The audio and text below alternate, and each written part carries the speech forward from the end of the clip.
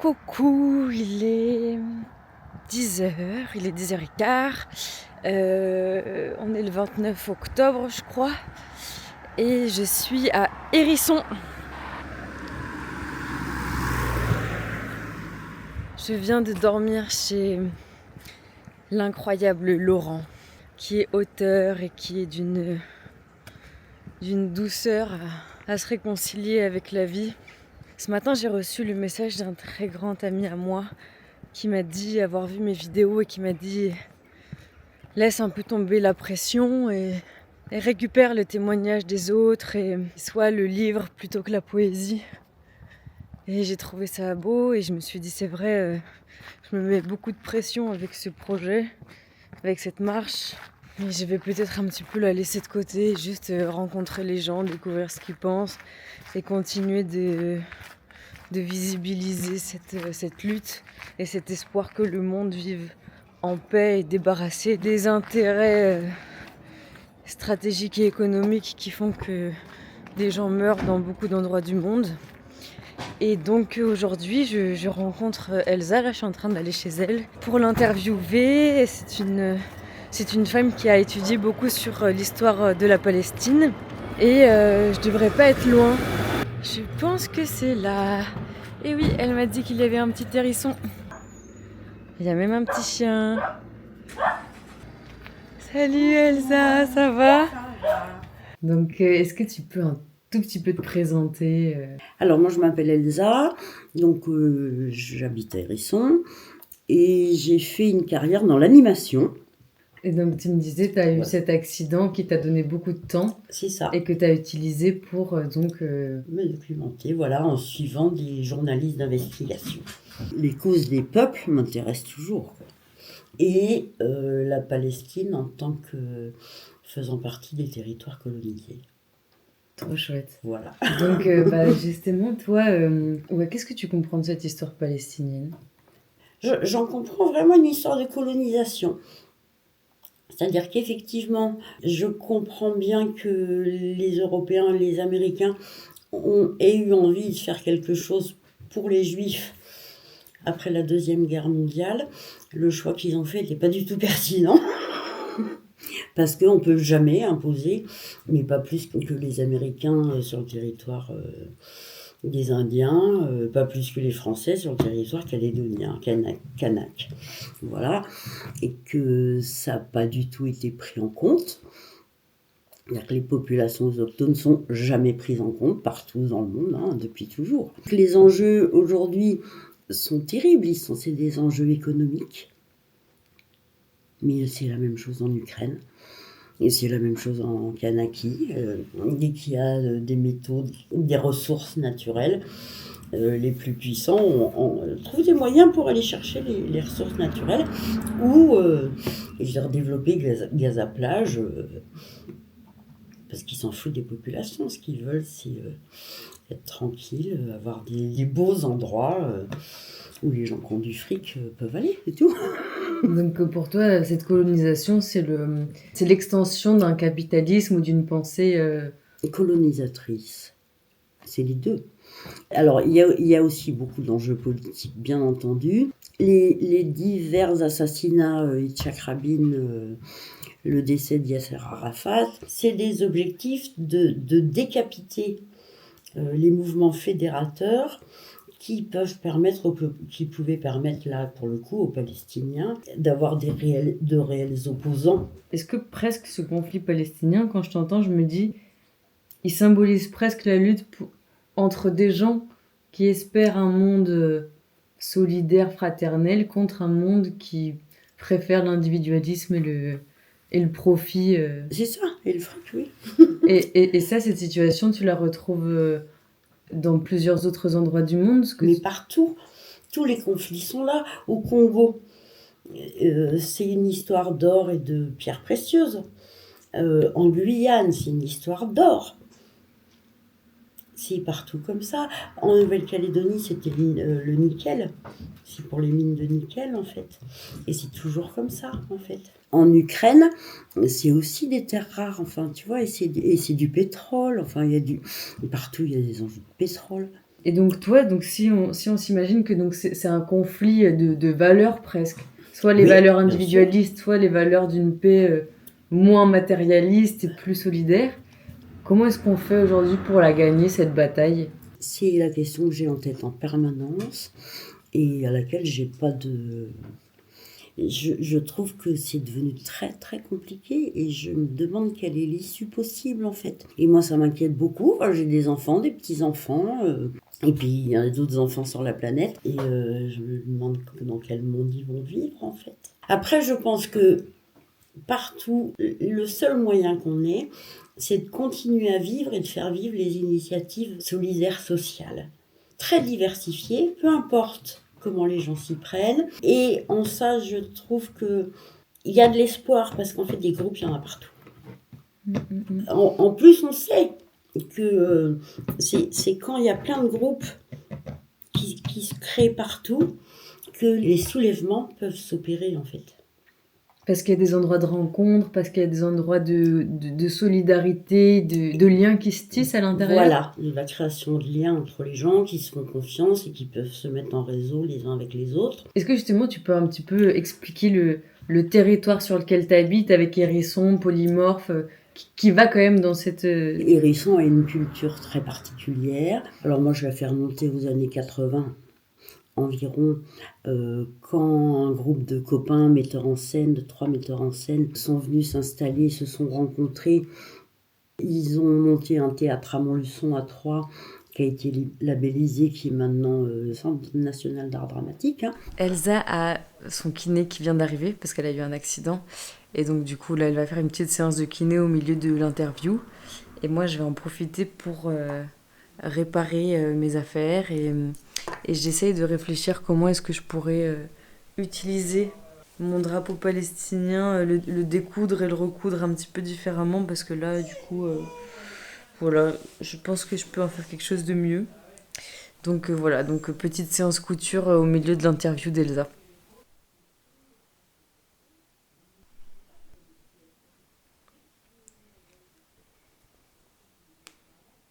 Ce qui est intéressant sur le territoire, c'est qu'il y a plein de groupes WhatsApp, mais il y en a une foule, c'est incroyable. Alors, il y a un groupe qui s'appelle Roule ma poule, qui est un blablacar du secteur, où les gens mettent leur trajet dans les environs. Mais je vais à Marseille, je vais à Nantes. J'ai même vu un jour passer une annonce qui disait je vais à Paris 3 jours, il y a 2 places et on a de quoi dormir. Et tu te dis, mais ça existe ça, tu vois. Il y a un groupe de gratuiterie. Donc les gens qui ont des choses dont ils veulent se débarrasser le disent et ceux qui sont intéressés viennent chercher. Il y a plein de groupes comme ça. Alors il y a des débats d'idées aussi. Il y a un groupe spécifique sur toutes les manifestations de l'Allier. Et alors du coup, dans Hérisson, il y a plein d'associations. Puisque oui, je disais tout à l'heure au départ, c'est des théâtreux qui se sont installés. Ils ont accueilli dans les années 90 une compagnie, parce qu'il y avait eu, après la chute du mur de Berlin, il y a eu une caravane qui s'appelait Mir. Mir, en russe, c'est la paix. Très drôle aujourd'hui, hein, qui est partie de Moscou et qui a dû aller jusqu'en bas du Portugal, avec plein de compagnies qui se sont greffées un temps ou plus longtemps. Et tu vois, ils s'arrêtaient, ça faisait une immense compagnie, une caravane. Ils s'arrêtaient, ils faisaient des spectacles et ils sont descendus comme ça, étape par étape. Ils ont traversé toute l'Europe. Et du coup, il y avait une compagnie anglaise qui s'est arrêtée, qui a été accueillie à Hérisson et qui, du coup, s'est implantée à Hérisson. Footsbarn. Mais c'est comme ça qu'ils sont arrivés ici. Waouh. Ils étaient nombreux, ils avaient plein de gamins. Ils ont fait venir des gens partout, de toute l'Europe, de partout. Et du coup, ça a fait foisonner. Ça fait 30 ans, 35 ans maintenant. Ça fait venir les gens tout le temps. Qui avait ce désir-là de cette vie solidaire ou cette vie... Oui, dans un premier temps, ça a été des artistes qui sont venus, qui se sont implantés. Mais du coup, je crois que ça fait un territoire très marqué. Alors, c'est très marqué culturellement. Parce qu'il y a donc cette compagnie, les metteurs en scène de théâtre, il y en a un qui était originaire d'ici, il a fait faire un lieu de création, donc dans Hérisson, un peu à l'extérieur, qui s'appelle le Cube.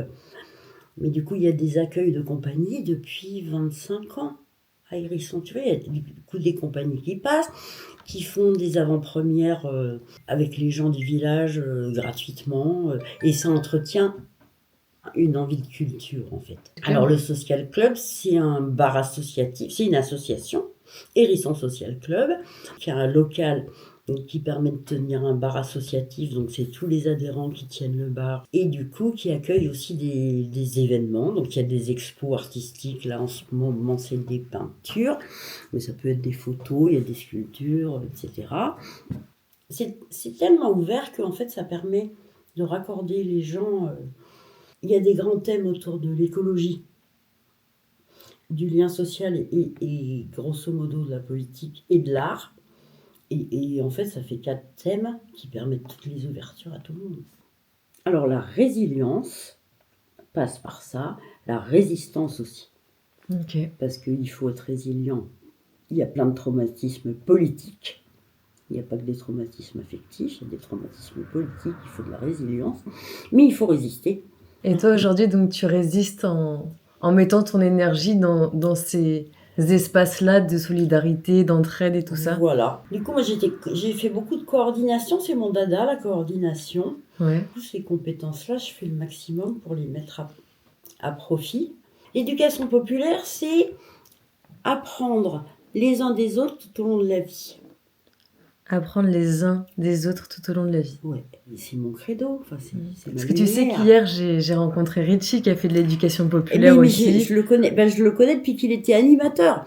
On est partis à Berlin ensemble au moment de la chute avec du mur. l'OFAGE. Oui, au moment de la chute du mur avec Richie. Oui, je le connais bien. Il était animateur, après il est devenu technicien spectacle. Oui, il m'a raconté. Donc c'est trop intéressant. Donc toi, en gros, pour résumer, ta manière de lutter contre cette espèce de montée vers l'individualisme, c'est de réinvestir dans le solidaire, dans les échanges, dans ces endroits de communauté. Oui, parce que si tu veux, moi ce qui me semble essentiel, il y a 2 choses. C'est que pour moi on est des citoyens du monde. Mais vraiment j'y tiens, par contre ça. Parce que on a de la chance, on est né en France. Mais par quel hasard, enfin, on aurait pu naître au Soudan, on aurait pu naître en Birmanie. Et en quoi cette chance-là nous autorise à dire ici c'est chez moi. Ça n'a pas de sens en fait. Je supporte pas cette idée-là. Ça me permet de dire que pour que les humains aillent bien, il faut à la fois les considérer tous comme des personnes avec leur unicité. Ce qui est primordial pour les personnes, c'est qu'elles soient sécurisées.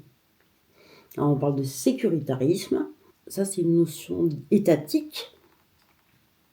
Et le sécuritarisme, on dit oui, il faut que ce soit sécuritaire. Sécuritaire, c'est l'État qui va se garantir, se prémunir. Les gens, ils ont besoin d'être sécurisés. Et une fois que les gens sont sécurisés, ils peuvent s'épanouir en fait. Et aujourd'hui, tout le monde est maintenu en insécurité. C'est pour ça que ça m'importe. Et que ça soit à Gaza, que ça soit à côté de chez moi, c'est pareil. Alors nous, on a plus de chance, bien sûr, hein, c'est pas le souci, mais l'homme a besoin de la même chose.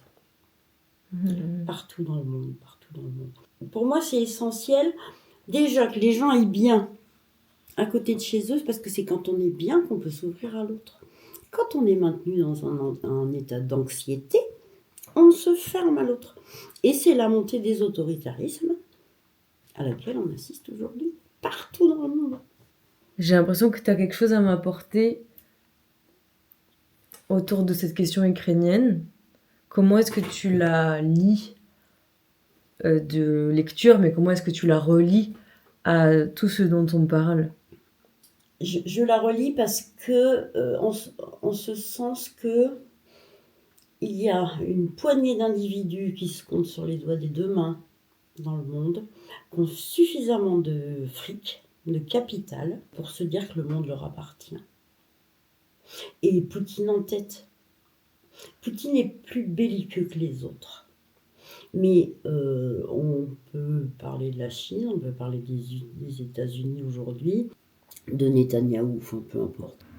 On peut parler de Sarkozy qui est rentré en taule aussi. Tu vois, c'est le même, on est dans le même dans le même principe. Ils possèdent tout. Ce qui corrompt les hommes, en fait, il y a une solution hein, pour que le monde aille mieux, c'est supprimer l'argent. S'il n'y a plus d'argent, ça va s'arrêter. Tout ça.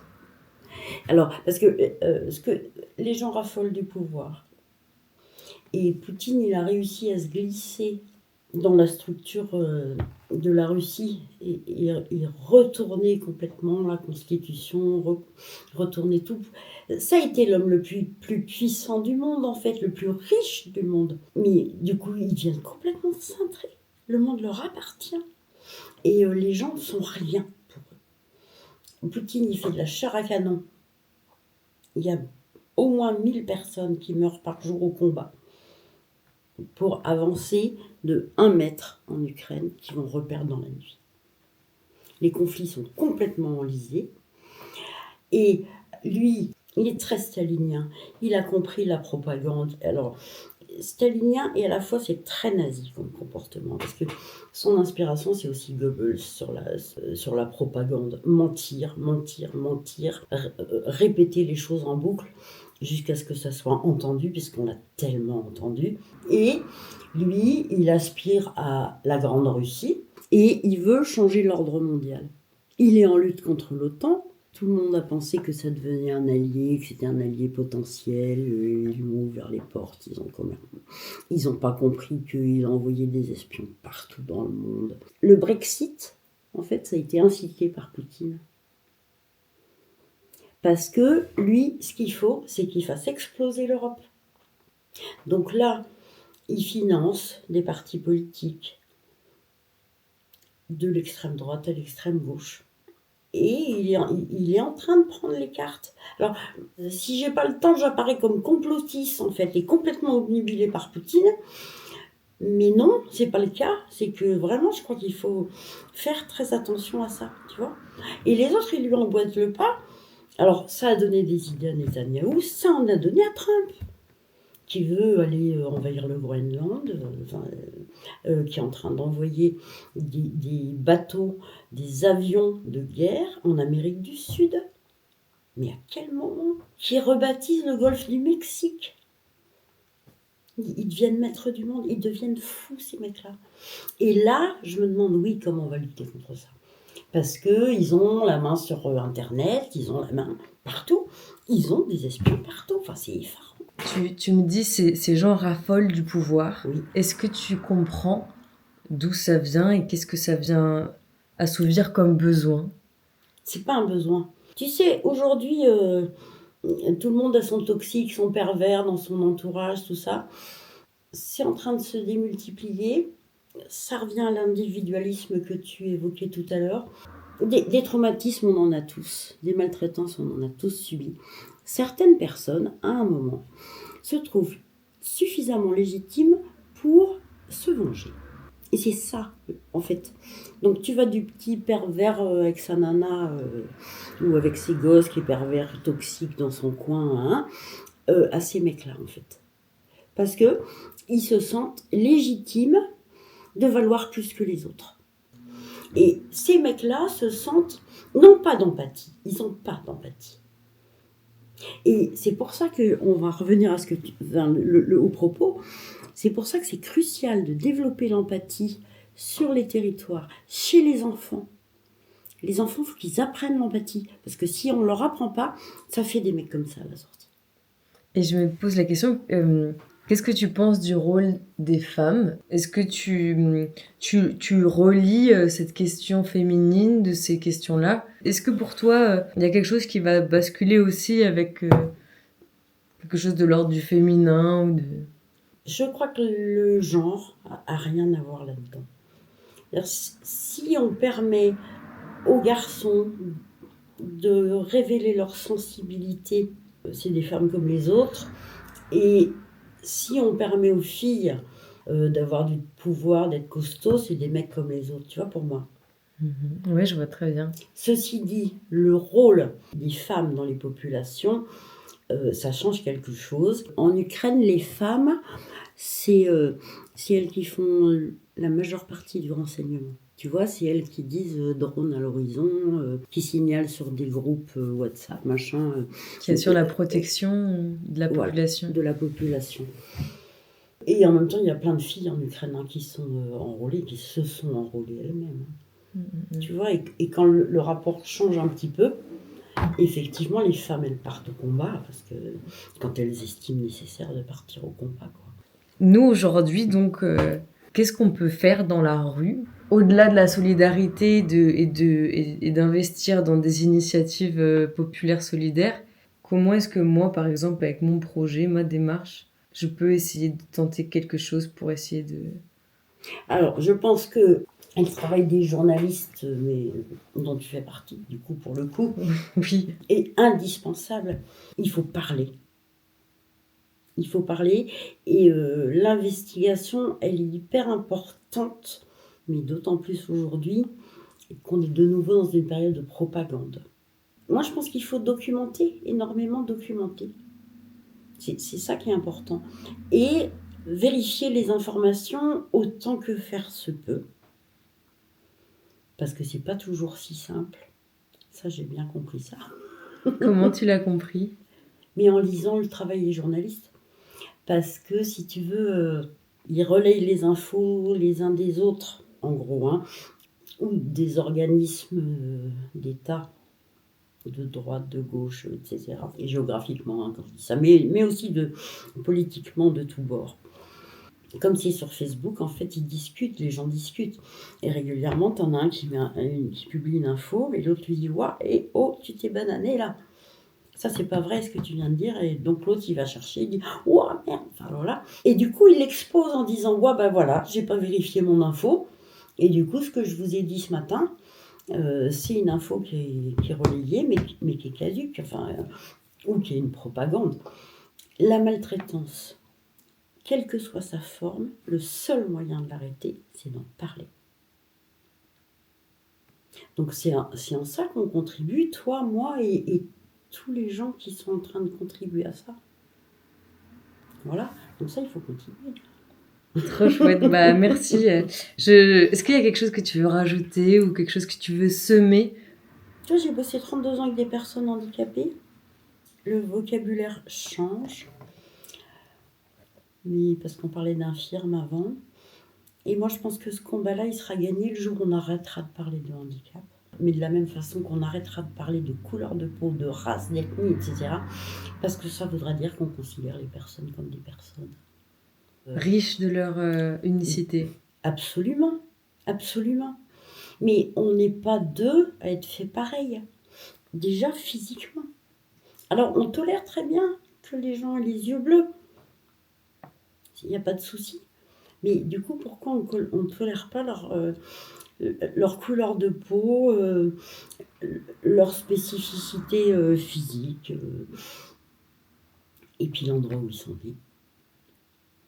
Donc ça, oui. Il faut toujours penser à l'autre et à sa sécurité matérielle, enfin affective, tu vois, et morale. On peut tout résoudre, on peut parler de tout et on peut avancer si on a conscience que l'individu qui est en face de nous, même quand on n'est pas content, même quand on a subi un préjudice, si on veut faire avancer les choses, en fait, il faut préserver la sécurité de l'autre. Et c'est là qu'on peut avancer. Voilà.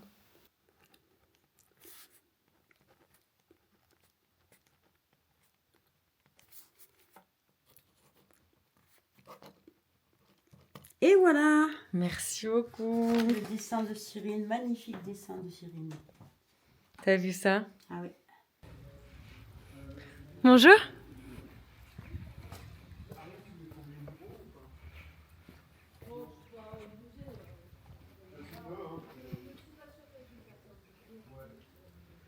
Bon, bah voilà, il est 10h30. Je suis toujours chez Laurent. Je vais passer la journée à Hérisson pour aller rencontrer Elsa. Et je devais faire une interview avec Charline du magazine de la montagne. Mais en fait, j'ai pas eu le temps d'aller à Sérilly. Elle m'a envoyé les questions. Et donc j'ai répondu par écrit. Et ça m'a pris 3 ou 4 heures de répondre à toutes ces questions. Et finalement, voilà, donc ce soir, j'ai été manger avec Elsa. Je dors une nuit de plus chez Laurent. Et demain, je partirai vers Montluçon. Bonne nuit.